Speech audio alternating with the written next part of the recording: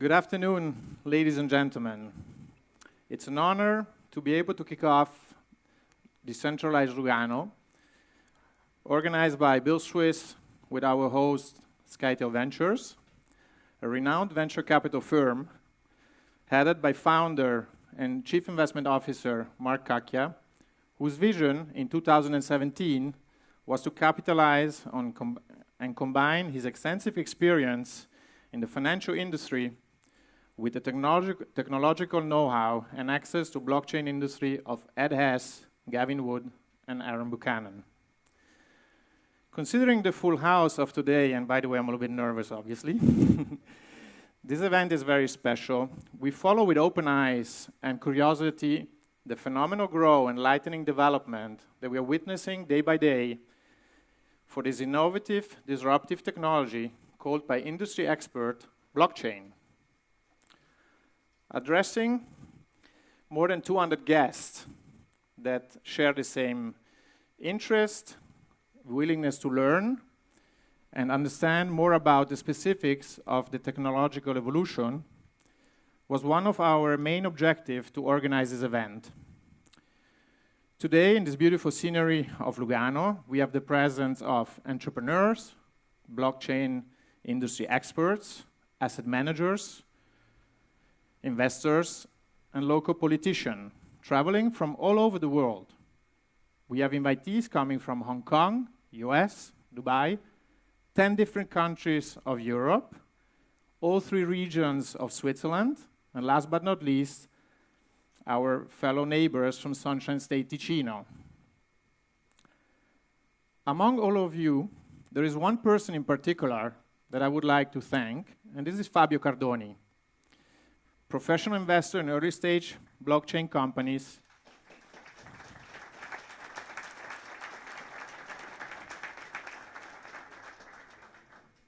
that has demonstrated excellent networking skills in connecting many of us present here today, who will be enjoying a high-level networking blockchain panel. And you actually anticipated to join me with applause for Fabio, but I would do it again.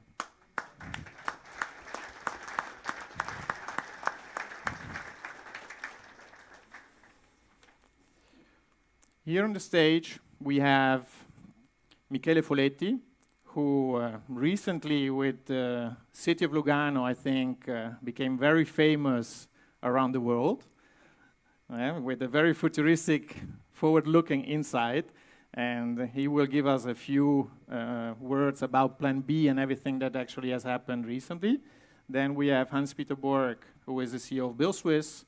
And then last but not least, we have Lars Schlichting, who is an expert and lawyer and has worked in different parts of FINMA and all the regulation connected to blockchain, who is also helping the city of Lugano and a lot of blockchain experts to come and develop projects here in Ticino. Michele, it's your turn. Thank you. Thank you. My English is too poor, so I prefer speaking in Italian. Vi ringrazio dell'invito e sono contento di essere a Lugano a una conferenza che parla di blockchain, che parla dell'opportunità di blockchain.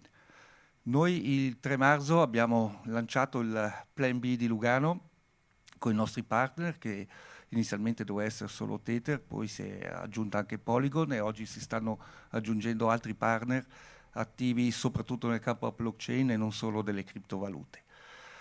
Ma cos'è il Plan B? Il Plan B è soltanto cogliere un'opportunità che le nuove tecnologie stanno dando a tutto il mondo e perché no, non darle anche a una città e all'economia della sua città.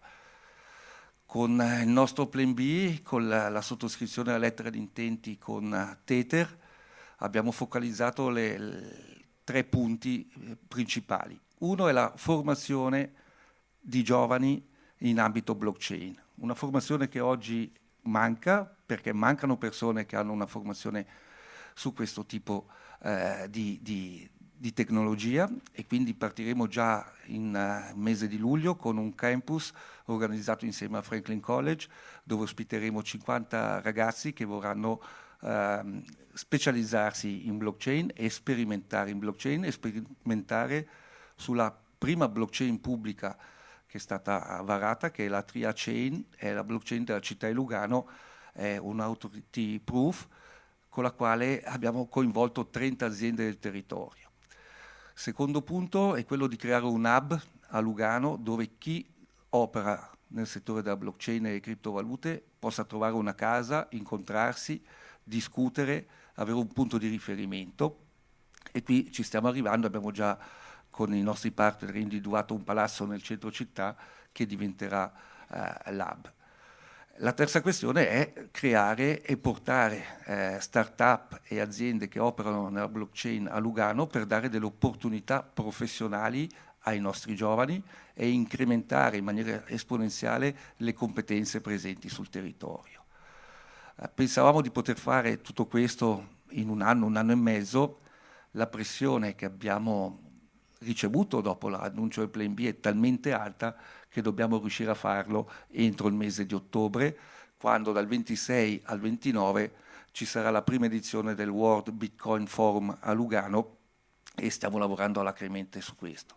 Nel frattempo siamo stati invitati anche al WEF di Davos a fine mese di maggio a presentare il Plan B, perché il giorno dopo il WEF ci sarà una giornata dedicata esclusivamente alle criptovalute. Quindi è un mondo che sta permeando anche il mondo della finanza tradizionale, è un mondo che sta per essere sdoganato e sta venendo sdoganato anche da chi fa economia tradizionale. Quindi io credo che ci sia in questo mondo un'opportunità enorme, basta saperla coglierla e saperla cogliere velocemente. Quindi ringrazio e tanti complimenti alla Banca BIL per aver organizzato questo evento.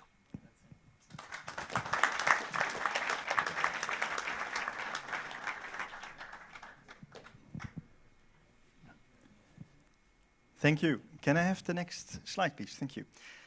So, first of all, it's very exciting to see, also on behalf of Bill, to see all of you here in Lugano at this event. So thank you so much, all of you, for being here. And also thank you to the mayor of Lugano for gracing the event with his presence. So thank you very much. Now, you may wonder, we are together here in the event Decentralized, where we are together as a community, most of you, of professionals, investors, participants, entrepreneurs in the blockchain world, or in the decentralized world, or in the crypto world, and so on.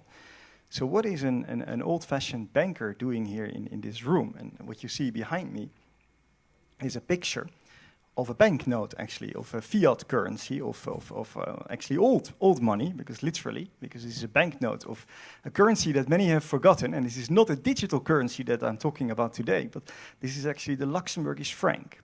Now, the Luxembourgish franc was the national currency of Luxembourg before the arrival of the euro. We all know that. But what is special about this picture to me, as the CEO of a Luxembourgish bank in Switzerland, who is part of this event today, is that we were very proud, as Banque Internationale à Luxembourg, to actually be the bank issuing bank. So we issued the banknotes of Luxembourg. You see that behind me. Before the euro currency, of course, stopped that, and things changed.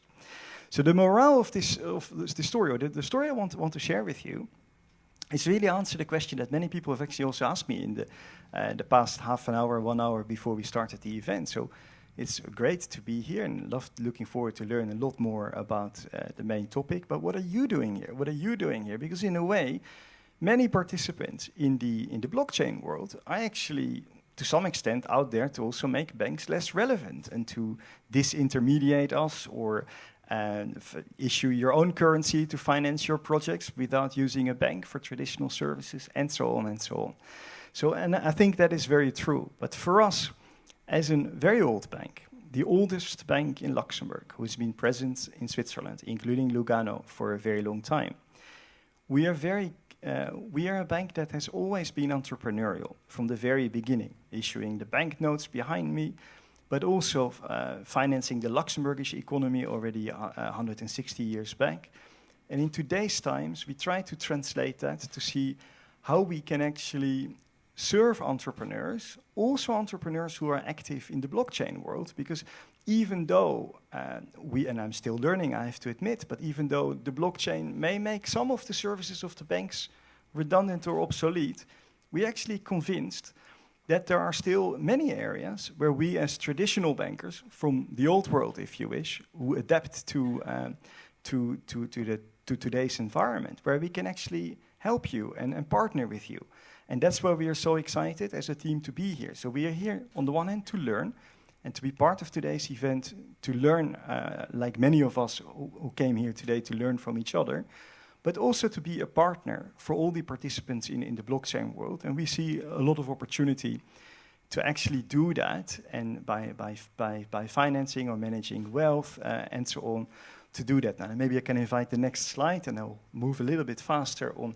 You see a little bit of advertising behind me, but I already introduced who we are, a Luxembourgish bank, present in Lugano, office headed by my colleague Sascha on my right. We're active in wealth management, corporate finance, corporate lending, focused on entrepreneurs.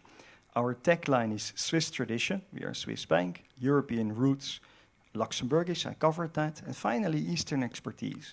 And Eastern expertise, for us, very much is related to the fact that as a European bank, we are part of a Chinese group. So our 90% shareholder, the other 10% is the Grand Duchy, the state of Luxembourg, but our majority shareholder is a Chinese investment group, and an investment group that is actually embedded in science. It's the group is called Legend Holdings, listed on the Hong Kong Stock Exchange, and they're the controlling shareholder in Lenovo, the #1 PC manufacturer in the world. And it's a group and whose founder, Mr. Liu, is very much embedded in science and technology, being a tech company through Lenovo, but also being big investors, mostly in China, and through venture capital and private equity in entrepreneurs in all kinds of areas that involve technology. Now that spirit, that entrepreneurial spirit, which we have with our Chinese majority shareholder, but also from our roots in Luxembourg, combined with our experience that I showed you before of actually issuing currency and coins ourselves, or not literally coins, but notes, I think actually brings a little bit together what we could have in common with the blockchain world. And I think it positions us quite uniquely as a boutique bank that is still a traditional provider of banking services on the one hand, but one that is courageous and daring and keen to get to know also more innovative parts of the economy and tries to be part of the digital revolution that is taking place, and in that sense be a partner for many of you here in the room. So on that note, I'd like to finish by thanking you again for having me here and also having my team here, and I'm looking forward to actually to learn a lot from the speakers that follow me, and I'm super happy to be here. Thank you again very much.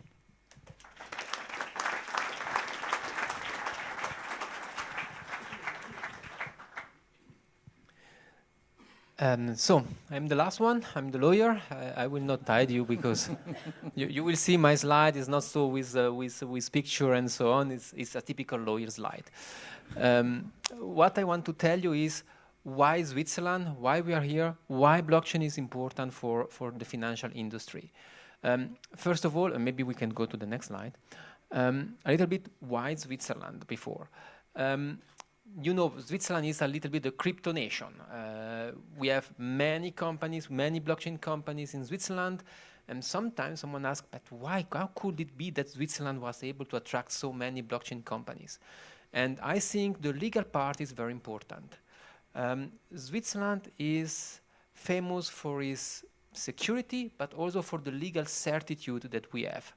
And back in 2014, so in very early stage of the crypto industry, the Federal Council issued a report stating that Bitcoin was something we could use in Switzerland, and that Switzerland would apply a fintech neutral approach. That means if we have done a law in the past, which in the days where blockchain was not known, and now this law exists, we can apply this law also to new technology like blockchain with the same by applying the same principle also by blockchain. And this allows us to have a legal field, a certitude in the legal field, and to say to everybody, if you come in Switzerland, we know what will happen. And that was something which attracted a lot of company. Now the second step was that at a certain point, we saw that this fintech neutral approach was not enough anymore. Blockchain is really bringing some innovative elements inside the industry, the financial industry especially, and we need to rule this. So Switzerland was one of the first countries to issue a law which has amended specific law inside the Swiss legal framework to adapt this law to the blockchain and technology. And for the financial market, what I think is very important is that what we have here in the slide, and that's I will say the revolution of the financial infrastructure. Nowadays, I mean, banks, you work with an infrastructure which is, yes, digital, but you still need clearing, you still need settlement, you need some action, and this causes some risk in the financial industries.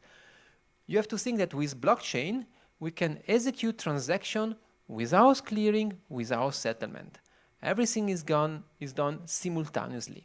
And this is bringing really a great innovation inside the financial industry, and Switzerland has seen this fact and has introduced in its Financial Infrastructure Act some rules which allow the financial industry to adopt blockchain as a new financial infrastructure. And especially we have created the qualification of the DLT security, so the security on the blockchain, and the authorization for DLT exchange. So what we see in the next future, what Switzerland thinking will happen, is that all the traditional finance will switch from the actual infrastructure to blockchain infrastructure, and we will have all the financial products that we have now in the world, which will be issued on the blockchain, and all the financial trading venues that we have now in the world, which will work on the blockchain. And Switzerland issued with this law a new authorization for this kind of trading venues, which take in account the fact that if you use blockchain, you need less regulation. That is also very important. I mean, blockchain is decentralization, we know it. There will be some centralization remain, so I agree with you, the bank will remain also in the future, even with blockchain. But we can have more trust using blockchain, and if we have more trust, then need less regulation, and Switzerland recognized this principle, and with the new authorization, if you want to create a blockchain trading venues, well, the legal requirements are very low compared to the traditional requirement. I just make an example, capital requirement, if you want to do a stock exchange, 10 million. If you want to do a DLT trading venue, it starts with 500,000. Why? Because if you do decentralized, you need less money. If you do centralized, you need a little bit more. But since you can really not manipulate the market because you're using blockchain, you need less regulation. And I think this is something that will attract even more person. That's why we have then Lugano Plan B, which is going in the right direction by stating to everyone, look, blockchain is the future. We are here. We want to support you. We want to have you all together, because all together we can create something really great. And we have here in Switzerland the political support, you have it here in front of me, the financial support, you have it in front of me, and the legal support, you have it behind me. Thank you very much.